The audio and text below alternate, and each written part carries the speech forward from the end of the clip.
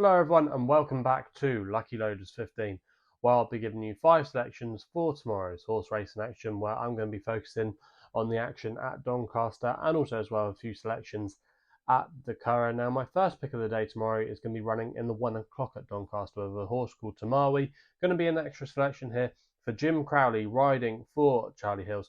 At the current time recording, he was best price available at 4 to 1. I'm going to recommend a 1-point win bet here.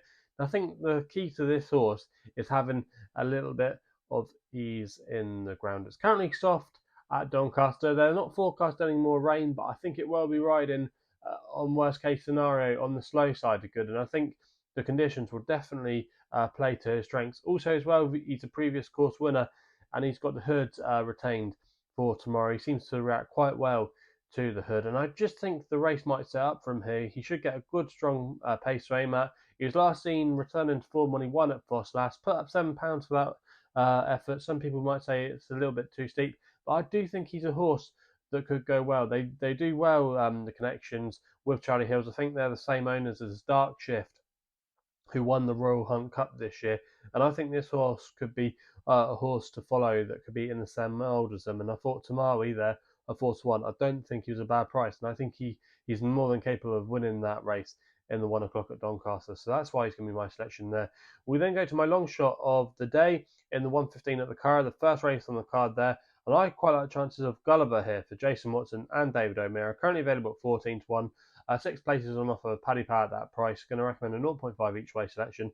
Now this horse Gulliver is actually starting to become a well handicapped horse now. I know he is an 8-year-old and he's only shown a couple of glimmers of ability this season, but I thought his latest effort at York when he finished 7th wasn't a bad run, and I think he could be coming back to a little bit of form. He doesn't mind a little bit of ease and conditions. In fact, actually, he ran a blinder in this race last year when he was actually running off an £8 higher mark and finished 4th. So we know he travels well. We know he handles the track. He's off a good mark. The yard are going okay.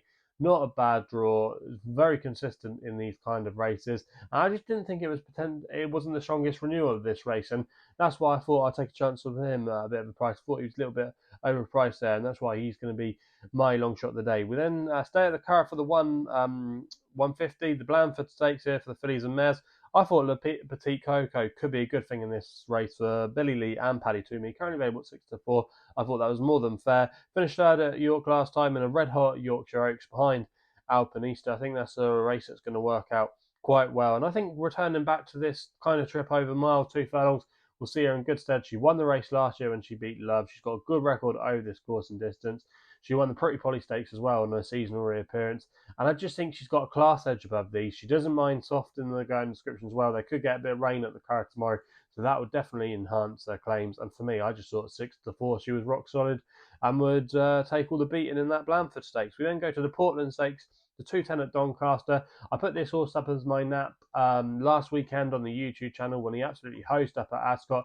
Also as well, I mentioned on the Racing Postcast to keep an eye out for him in this race. I didn't know if he would be favourite, but he's currently 6 to 1 favourite at the time recording. You get 5 places on offer at that price for Betfair. I think that's more than fair. I'm going to recommend a 0.5 each way selection here for Daniel Tedhope and Roger Till. I think this has probably been his target. He likes a bit of ease in the ground, and he ran in this race last year off a £1 lower mark when he finished in 5th place. Now, he was raised £10 for that latest effort when he won at Ascot last week, but I just thought he oozed class that day, and he's always been a horse that I think when it comes together for him could be very dangerous. The Yard have won this race, I believe, in the past with Oxted a few years ago, so they know what they're doing with these sprinters. They've got previous experience in it, and I just thought Whenthedealinsdone was a very obvious candidate to run well in the 2:10 at Doncaster, and it's going to be an extra selection. We then go with my nap of the day in the last race at Donny with a horse here called Inchicore for Holly Doyle and Alan King. Currently available at 10 to 3. Going to recommend a 1-point win bet here. I thought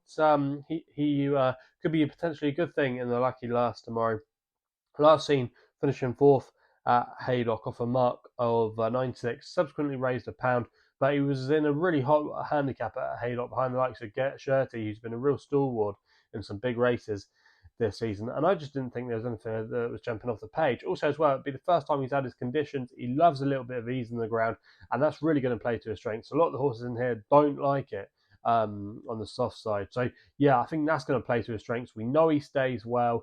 I thought the track at Doncaster suited him, the long home straight. I just thought there was a lot of tickers in his boxes tomorrow. And I thought arguably you could make him as short as maybe 9-4, 2-1. I think he's got a really solid chance in the last race at Doncaster tomorrow. So that's my thoughts then for tomorrow's race. And let me know in the comments box below what you're going to be backing tomorrow. If you're still enjoying these videos, hit the thumbs up button, subscribe to the YouTube channel at LuckyLoads15.